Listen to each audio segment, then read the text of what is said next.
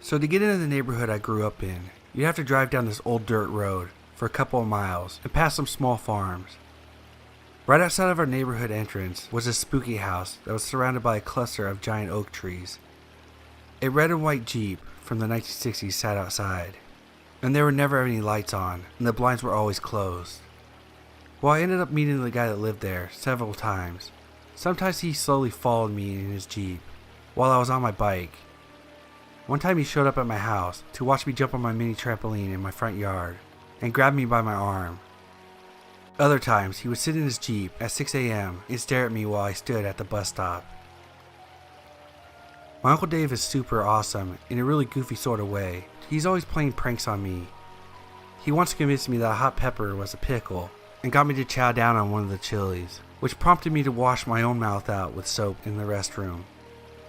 He lived in Connecticut, and when my family moved down south to this neighborhood, we didn't see him much. One weekend, after several encounters with that creepy guy, Uncle Dave announced that he was coming over to visit and would be staying in our guest room. My mom let me stay up and wait for him to arrive. However, seeing me fall asleep on the couch several times, she ordered me to go to bed and said I could see Uncle Dave when I woke up. In the middle of the night, I woke up with an eerie feeling. The hair on the back of my neck stood up, and goosebumps covered my body. I had this uneasy feeling of being watched. Stiff as a board, not trying to move my head, I announced to the watcher that I am awake and aware of its existence. I moved my eyes around the room to look for anything out of the ordinary. My nightlight was in the corner of the room, which created a pretty decent glow in the room. It was really easy to make out my Beanie Baby collection, my desk, my dresser, and the man crouched next to my dresser. Okay, what the hell, my little mind thought. I could see a guy with dark hair sitting with his back against the wall, and his right side leaning against my dresser. His knees were pulled close to his body, and I could see his teeth and the whites of his eyes gleaming. He was facing me. I stared at him for a long time, and he didn't move. At first, I was terrified. Then I remembered Uncle Dave. Of course, he always plays pranks on me.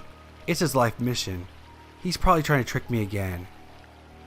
If I cry or scream, he'll jump up laughing and will shout, "Gotcha!"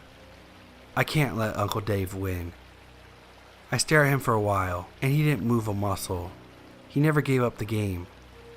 It felt like hours, and I felt a sense of dread fill me. As much as Uncle Dave loves pranking me, I can't picture him staying up all night to do this weird, creepy prank. A small voice in my head tried to convince me that it was someone else, not Uncle Dave. I closed my eyes and pretended to be asleep. I peeked and saw that the man was still there. He wasn't a figment of my imagination. I closed my eyes and imagined myself shouting for my mom and how she dashed to rescue me. Even if it was my Uncle Dave, I wanted no part of this prank. At some point, after hours of adrenaline, I crashed and fell asleep. When I woke up in the morning, I immediately checked my dresser and saw no one. Feeling relief wash over me, I felt fully convinced it was Uncle Dave being dumb again. Leaping out of bed and rushing out of my room, I ran into the living room, gleefully shouting, "Ha ha, Uncle Dave, you didn't get me. That was the dumbest prank ever." My mom turned to me with a weird look on her face and told me that Uncle Dave was still in Connecticut because his flight was delayed. I figured my mom was just in on the prank and told her what happened, insisting that Uncle Dave was there. When she shook her head no, I felt a wave of horror flash over me as I tried to figure out who that was in my room. My mom told me I was just imagining things and she wouldn't entertain me. Flash forward a bit later. I'm again in bed, my nightlight's on. I somehow forgot about the creepy man and was more focused on stuff like Captain Planet and Game Boy. I woke up in the middle of the night with the same eerie feeling. I checked by the dresser but didn't see anything. Feeling relieved, I settled back into bed and counted sheep. While laying there, I saw a slender hand creep up the side of my comforter from under the bed. It felt around, looking for something to grab onto. At that second, every alarm system in my body was screaming, except for my mouth. I tried so many times to open my mouth and shout, but nothing would come out. I felt paralyzed. The hand was on my bed for probably 5 minutes, but it felt like the longest 5 minutes of my life. I lay there petrified and fantasizing about running out of my room or calling for my mom, but I couldn't get my mouth or legs to work. Instead, I laid there, frozen like a wuss. I was eventually able to call for my mom, but in the middle of me shouting, "Mom!" my nightlight turned off. I don't remember what happened after that, but I think I fainted from fright. When I woke up, I stood up on my bed and took a flying leap, then ran out of my room, telling my mom what happened. My dad checked under my bed, and again told me it was just my imagination. Despite my mom trying to convince me I was crazy, I was firmly convinced that the man had been in my room not once, but twice. After that, I would start sprinting for my bedroom door and take a flying leap mid-room, landing with a thud on my bed. I was convinced if I did not do this, if I walked up to my bed like a normal person, someone hiding under my bed would grab my ankles. I had a bed skirt on my bed, so it was impossible to look underneath for any creepy lurkers. As time went on, other things happened. Some person stood in the pitch black of my backyard one night and made human meowing noises at my window. Someone tapped on my window. The screen of my window had been pried open, and I saw the red Jeep parked in front of my house several times. When I finally told my mom about the red Jeep, she went white and started making all these phone calls. Apparently, the guy who lived in the dark house had previously been accused of raping a child, but was never convicted, but was convicted of indecent exposure. The court took away his driver's license and had him register as a sex offender. When my mom heard that he was violating his conditions and following kids in the neighborhood in his car, she called the cops. The cops went to his house and ended up searching it. Inside, they found this weird wooden chair with a large hole on the seat. Allegedly, the guy would ask the neighborhood farm girls to sit on the chair, and he would just lay on the ground underneath the chair, looking up their dresses. Sometimes he would ask farm children to defecate through the hole and would promise gifts. One kid got a new bike out of it. Apparently all of the kids from the farms knew about this guy and his chair, but never reported him because they like getting free stuff. I don't know what his name is or where he is now. I tried Googling some keywords with my old neighborhood to see if anything pops up, but could never find anything. I also have no idea if he was a guy in my room, but after hearing about him and remembering how he would follow me to my house in his Jeep, I became pretty convinced he was a guy who had hid in my room twice.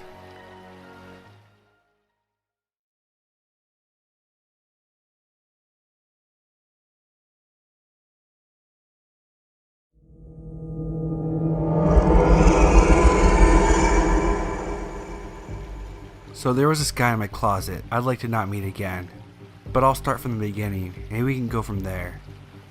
The first time I came face to face with this strange man was about 7 years ago. It was a normal summer day. Now I didn't have a terrible childhood, but I didn't have a great one either. My mother was struggling to make ends meet, and we lived in a really crappy 2-bedroom house. It was my mother, her boyfriend, my 2 younger brothers, and myself. My mom worked nights, and so did her boyfriend, so it was up to me to watch my 2 brothers in the evening. It was just like any other normal summer day at first. My friends and I hung out during the day, walked around our small town, and enjoyed the warm weather. Now, for it being a small town, there's still plenty to do. Walk through the woods, go to the park, all of the typical kids things. We decided to waste time at the park until I had to go home and watch my brothers. It was normal boring stuff. We walked around, played with a basketball that someone left behind, sat on the swings and talked about our lives and what we were going to do when we got older. It was nearing 3 p.m. when I noticed a guy sitting on the bench over by the basketball court. Now, it was nearing the time for me to go home anyways, and as the man was giving me and my friend both the odd vibe, we decided to leave. As we neared Main Street, which my house also happened to be on, we parted ways. I got home, and my mother lets me know that there's leftovers for the boys and myself, and then she's on her way to work. We spend most of the days indoors, watching TV or playing video games. Around 7:30, my brothers wanted to go outside to ride their bikes. It's just now getting dark, so I agree. They ride their bikes for a half hour. I'm sitting on the curb looking at my phone, texting my friend about how bored I am, when my youngest brother, who must have been around 7 at the time, comes up to me and points over towards our house. I look just in time to see what looked like a man walk inside. I immediately tell my brothers not to worry and continue riding their bikes as I call my mother, letting her know what just happened. She calls the police and they show up within 5 minutes, seeing that the police station is only a few blocks away. They do a full search of the home but find nothing. They speak to my mother on the phone and tell her there's nothing there and it must have just been our imaginations. Tentatively, my brothers and I go back into the house. So I sit them down and turn on the TV. Time flies and I look up and it's already 9:30 and I really got to get them to bed soon. I head upstairs to go into our closet. All 3 of us share one bedroom, so all of our clothes are in one closet. I turn the closet light on and start digging through a pile of clothes on the floor that we never got around to putting away. I hear a noise that sounds like a deep breath. Thinking it was just my imagination, I continue to pull out pajamas for my brothers. I grab their PJs and go to pull the string to turn off the lights. Out of the corner of my eye, I see movement. I look over and see a face peering out of the large pile of clothes. There's a man hiding under our clothes in the closet. He made a sudden movement, and I booked it. I take off running. I can hear him struggling to get out of the clothes, and I didn't stop running. Down the hallway, down the stairs, knocking anything over in the process, in hopes of slowing him down. I burst into the living room and grab my brother's arms, practically pulling them out of the sockets in an attempt to drag them out of the house. We were outside and 3 blocks away before I quit dragging them behind me. I reached for my phone to call the police, but it's not in my pocket. I must have left it on the couch. So we hoofed it. I dragged my brothers behind me in the middle of the night. They are tired, and they don't know what happened, and I won't tell them. They didn't need to know. They would never want to go into that closet ever again. I get to the police station and they call our mother. Then they drive us home, and she leaves work early. They do another full search, but once again find nothing but the mess I made in my attempt to leave. No evidence. Nothing. They basically told me to stop wasting their time, and they left. My mother said she believed me, but of course I knew it was just something she would say to console me. She says I could stay the night at a friend's if I can get a hold of someone, just to make me feel better. We all go inside, and my mom sends my brothers to get cleaned up for bed. I walk over to the couch where I left my phone. It wasn't there though. It was on the floor, smashed to pieces. It was very obvious that it was smashed by a hammer, seeing as the hammer was sitting right next to it. I call my mother over and show her the mess of my phone on the ground. She walks over to the storage cabinet and pulls down the toolbox we have. She opens it, and our hammer is still inside. I didn't realize what that meant at the time, but now that I think about it, that man was in our home, in my closet, in my room, with a hammer, just waiting and hoping for me and my brothers to fall asleep. Let's not meet again, please.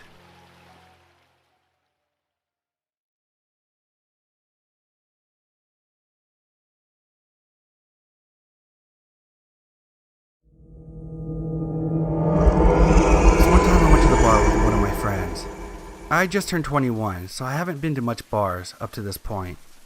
My friend was drinking on the way to the bar, so he was already pretty drunk when we got there. When I sat down, a cute girl came and talked to me and my friend. She said her name was Candace, and I noticed that she had really bright red hair. I assumed she dyed it. It was pretty, but unnatural. Anyways, this girl was flirting with me and my friend. She could tell that my friend was already drunk. To be honest, I played along and acted like I was drunk already, too, since it seemed to be working for my friend. I didn't know if she was just trying to get us to buy her free drinks, so I told her we didn't have much money. Then she offered to buy us drinks. She kept buying us drinks, and I started to get confused as to who she liked between me and my friend. My friend went to the bathroom. Before he came back, he was kicked out by the bouncers. He was way too drunk. Candace and I went outside with him. She kept telling him to go home with her. He was so out of it that he could barely answer. I told her that he was too drunk, and I couldn't let him go anywhere. I didn't want him to wake up with a hangover in some random house with no car and no idea what happened. but Candace kept pushing it, saying that she would take care of him. I told her no, because I had to stay with him. I was more sober than him, and he was my responsibility. I told her the only way he was going anywhere was if I tagged along. I assumed she thought I was just jealous, or cock-blocking, but my friend could barely stand and had lost interest in Candace already at that point. She immediately started flirting with me and offered to get my friend a taxi to drive him home and said we could go to her place.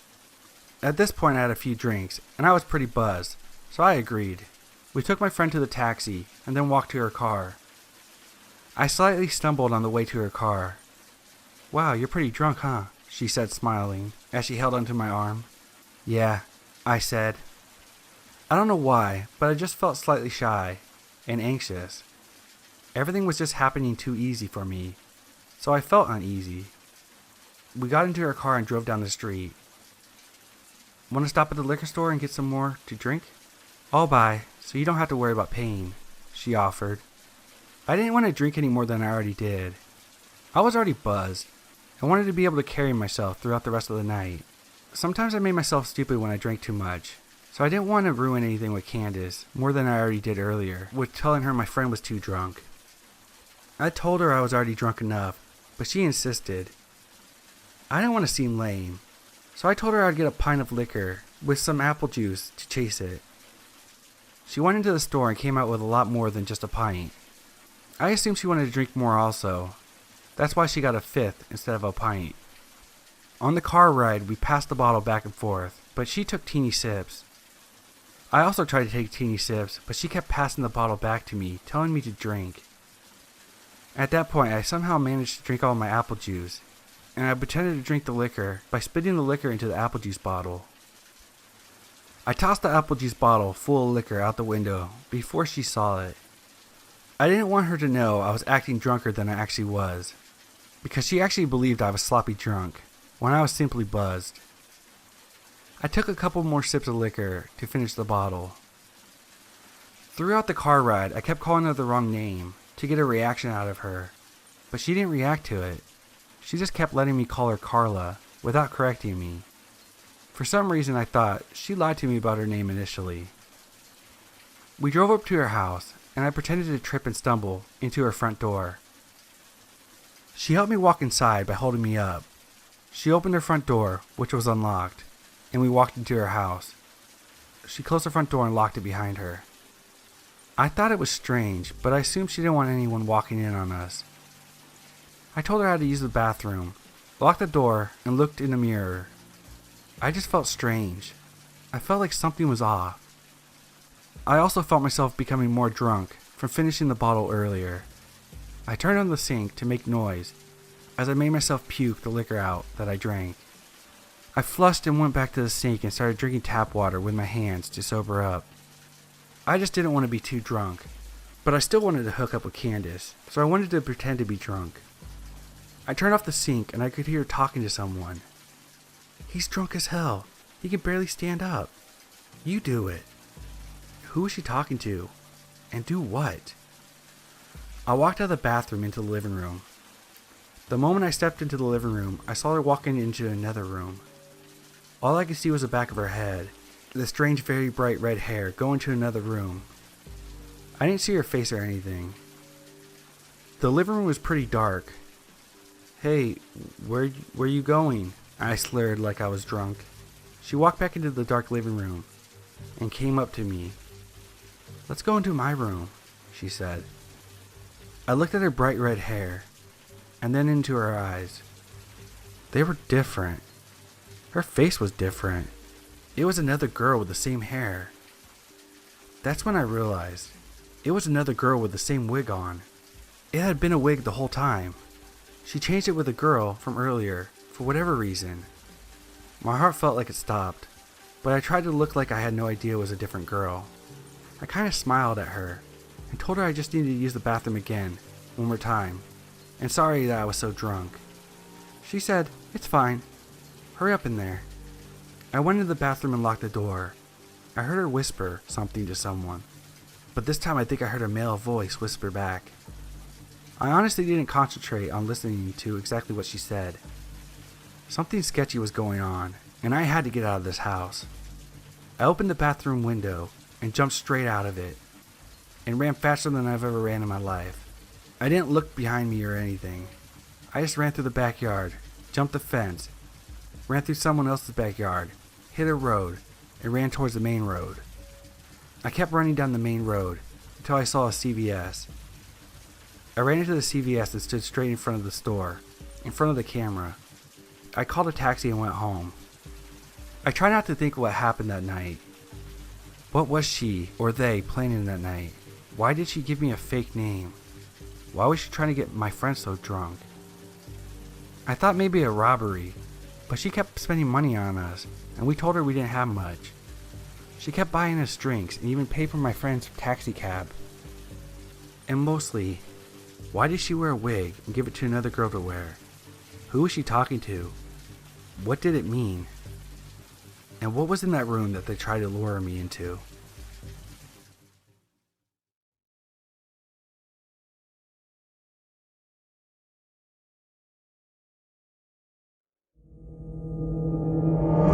So this happened last night. I was at a classmate's house working on a group project we have due tomorrow.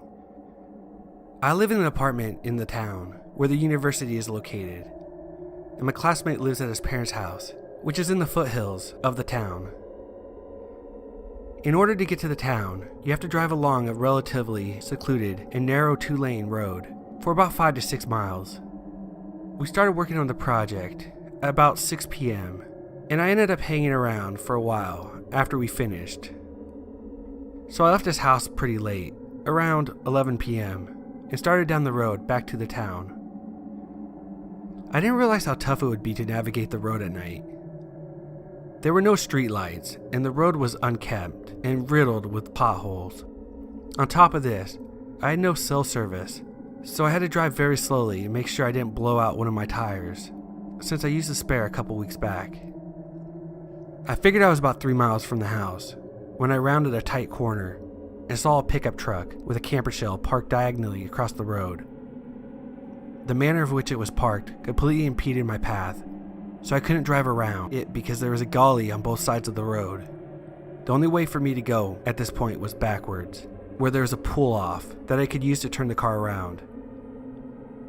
At first I couldn't see inside the cab, but when I turned on my high beams, I saw that there was a man slouched over in the driver's seat, his head resting on the steering wheel, as if he had been knocked out after a bad accident.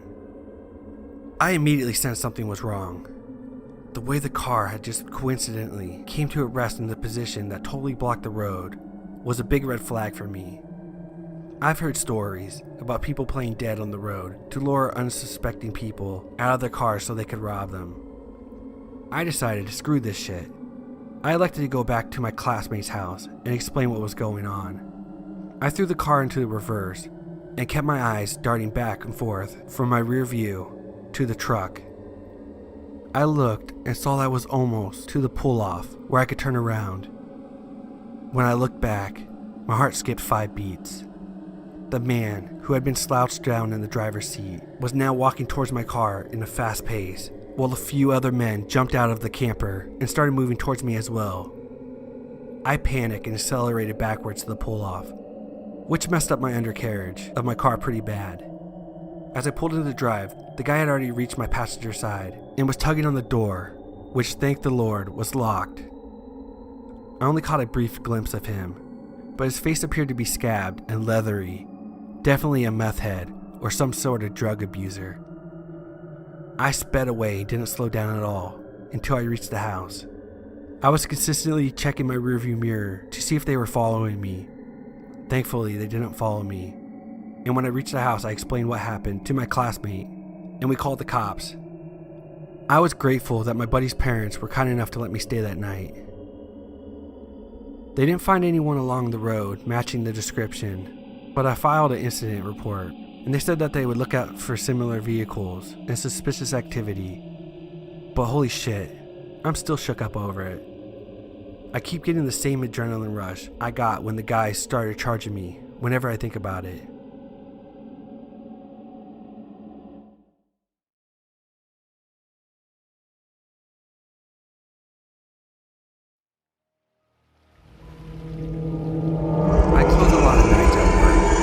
that means late nights at the train station. I remember this like it was yesterday, even though it happened about 2 years ago. I had a late close at work, so I missed the bus I usually take and had to walk home.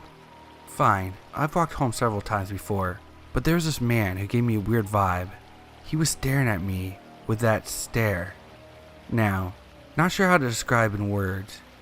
As I checked the schedule on the wall for another bus going in the direction, I realized that there was not another one for an hour. I wasn't about to sit around the train station where junkies like to hang out. Going back to the weird man, I tried to ignore him, but when I exited the station, I noticed he happened to go to the same door as me. I tried to brush it off, as maybe he had a car in the parking lot, or was waiting for someone in the pickup or drop-off lane, but I had a gut feeling that wasn't the case, because as soon as I stepped into the parking lot, he started to follow me. My brain and body started to panic, and I had to think on the fly what to do. I never had anyone follow me before, and I surely didn't want this guy knowing where I lived, even though my house was a half an hour walk from the station. Despite being on edge, I still kept walking, and once I got to the fire station, at the other side of the parking lot, I turned back. There was the man, still approaching me, and quickly. I feel it is important to point out that the man was very tall, so we crossed the parking lot in half the time it took me to cross. Now you're probably thinking, why not stop at the fire station and ask to wait for the guy to pass you? There wasn't anyone sitting at the desk in the window, like usual, and the place was darker than a bat cave, since it was 11:45 at night. Trying to ignore the man approaching, I crossed the street and make it past a dimly lit church and an empty elementary school. I walked at an above average pace, not looking back since the fire station. About 7 minutes passed for me to walk from the other end of the elementary school, where I had to wait for the walk light. My body wanted me to keep walking, but my brain made me do the unthinkable and turn to look back to see him walking towards me on the sidewalk. He was at the playground next to the school, and in a few long strides, he could have easily caught up to me. But at this point, my brain decided to take an alternate route home. In the back of my mind, I still was thinking it was simply a coincidence, but it was almost midnight on a Wednesday, and there was no way this man lives in the same direction I do, and would have happened to take the exact same route as to me getting home. Instead of crossing the street, I turned right and go up next to a duck pond by my house, even though I would still be climbing the same hill home. When I get to the next traffic light in a usually quiet suburb, I have an urge to look back again, and thought to myself, maybe he will just cross the street and not turn right. He was still there, almost like he was walking faster to catch up with me. I said I was panicked before, but now it's worse. I didn't even wait for the walk light and took off across the street. Sadly for me, the man also crossed the street. I went from speed walking to brisk jogging at this point. As I reached the end of the street, I turned left and continued to jog the edge of the duck pond on my route. When I got to the other side of the duck pond, I looked back, and the man was again about 30 feet away. I ran faster. I ran as fast as my little legs could carry me up the hill and didn't look back until I walked into my house, locked the door, and locked the front window. I was finally able to put my guard down and didn't see him follow me up the hill, and I don't think he found out where I lived. I slept under the blankets that night and never told anyone what happened. In short, let's never ever meet again.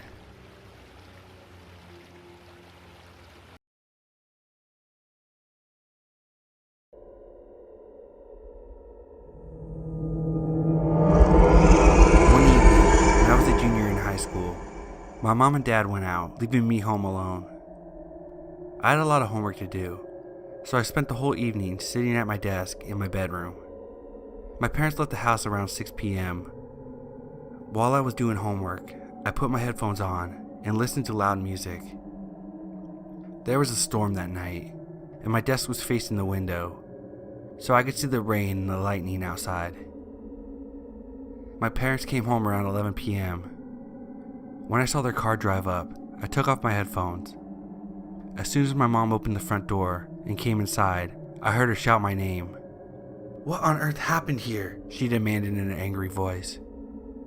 Confused, I ran downstairs. My mom was standing in the hallway with a furious look on her face. She pointed at the floor and yelled, "Was this you?" I looked down and saw the carpet was covered in muddy footprints.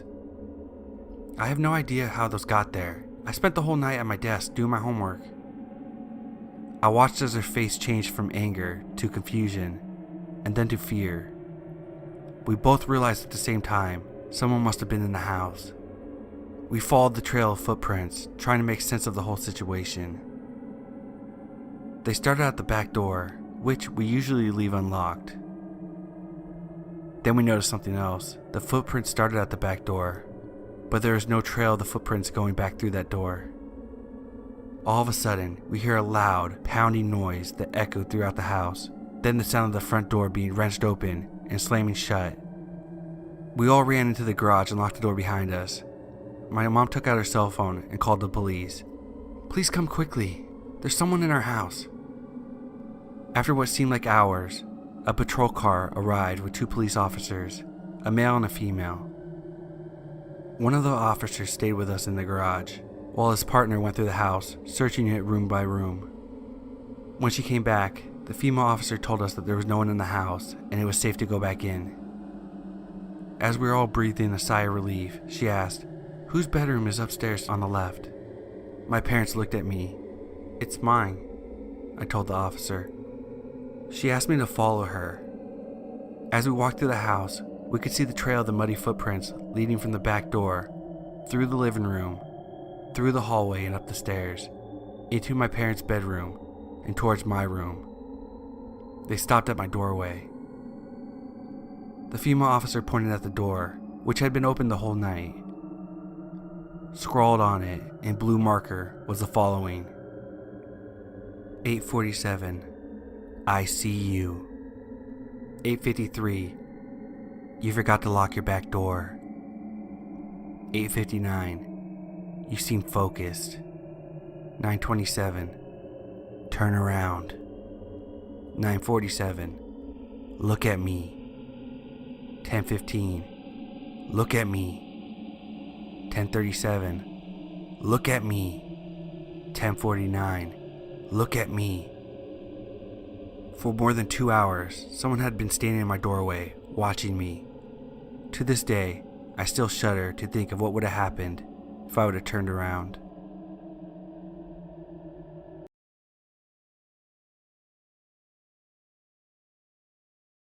This happened in California.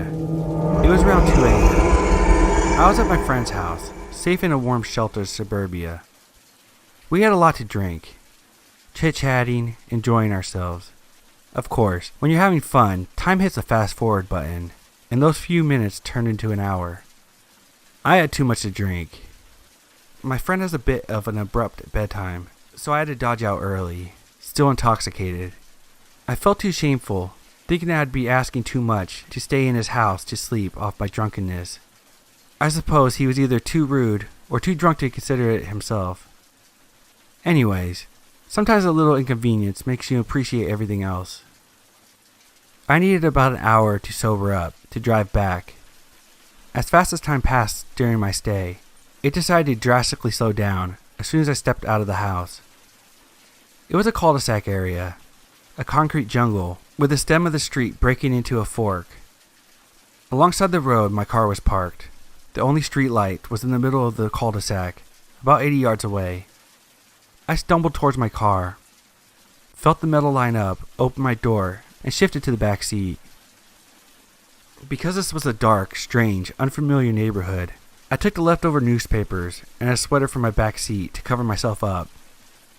I was a little scared, and I wanted to camouflage myself and not just be some guy awkwardly sitting in the back of his car, waiting for time to pass in order to drive home. I couldn't fall asleep.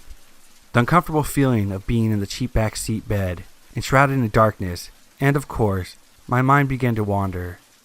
I thought of the worst case scenarios, like how the police would shine their lights at me through the window, or a drunk driver hitting my car, and wait, in the distance, about 100 yards away, I could hear footsteps approaching. The gravel scuffed with each step forward, growing in proximity, but periodically taking stops. I wondered why, until it all made sense in my mind. Whoever it was probably looking through cars carefully, with the intent to steal one. I couldn't recall how many cars were on the block, but I counted 3 full stops until he was at my window, breathing. I froze. There was no more than a foot between us. The car encapsulated me as I lay hidden beneath the backseat clutter, forming myself into an object, trying my hardest to be unnoticeable, unmoving, and simply not there. "I see you," said a man in a perverse baby talk. Imagine if you were playing hide and seek and one of your friends tricks you into coming out.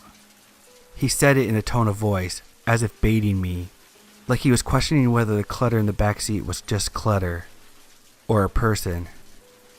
I didn't want to move or check the window. I remained clutter. Give me an Academy Award. My body reacted by minimizing my breath, so much so that I felt paralyzed. I dare not look, my eyes fixated on the back of the passenger seat. I didn't blink. I didn't move. I didn't breathe. My heart was pounding so hard, it shook my body with each throb. He circled around the car. My ears did not fail me. I heard the steps. I felt like I was part of the car. I could feel him touching the trunk as he carefully pressed down on it, as if to test if there was an alarm, as if to test me. I was in the middle of fight or flight, and I couldn't do either without elevating the danger. I was frozen, and hoping to God he was just bluffing. He circled the car again. Door handle to my right jiggled. He was pulling it multiple times. "I see you." Same tone, more agitated and stressed, more convinced that he was trying to make this clutter move, revealing itself to be his expectations, that it was me. My muscles tensed, like a cow before slaughter. Tap, tap, tap. That had to be metal against the glass. "Take a penny right now, tap your window." Was it a crowbar? A knife? A rock? A gun? My eyes fixated on the seat in front of me, never averting my gaze, like he was. I was covered enough to where I couldn't see beyond the seat in front of me. I know I couldn't see him, but I could feel his eyes resting on top of me. "My name is Poker Face. What's your name?" The voice changed, in a lower, demented, and serious tone. My mind forced a visual. It wasn't anything human. I had already accepted my death. I was ready to get shot in the head, ready to take that life-changing bullet, multiple knife wounds. Just make the sleep bearable, not excruciating, as he drained me from life. I wouldn't know how to react. My thoughts grew dimmer. I imagined my friend waking up the next morning, after a calm night of safe sound sleep, only to discover my mutilated, defiled, bloody body hanging outside of my car door. It was then I heard nothing but my own heart. What was the person doing now? Just staring at me in the middle of the night? Talking to me? Or a messy pile in the back seat? Time froze. The footsteps were being swallowed in the distance. Thank God he left. I waited another hour until the sun showed hints of itself. I jumped into the front seat of my car and bolted out of there, wide-eyed and sober.